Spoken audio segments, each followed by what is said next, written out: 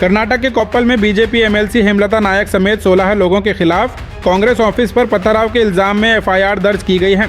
यह मामला Koppal city police station में कांग्रेस वर्कर मल्लिकार्जुन पुजार की शिकायत पर दर्ज हुआ है। शिकायत के मुताबिक हेमलता नायक और उनके साथ मौजूद कई महिला सपोर्टर्स ने थर्सडे सुबह कांग्रेस ऑफिस पर पथराव किया। पुलिस ने इस मामले में पथराव, गाली गलौज, धमकी देने और जान से मारने की धमकी जैसे इल्जामात के तहत केस दर्ज किया है। फिलहाल पुलिस पूरे मामले की तहकीकात कर रही है और आगे की कानूनी कार्रवाई जारी है।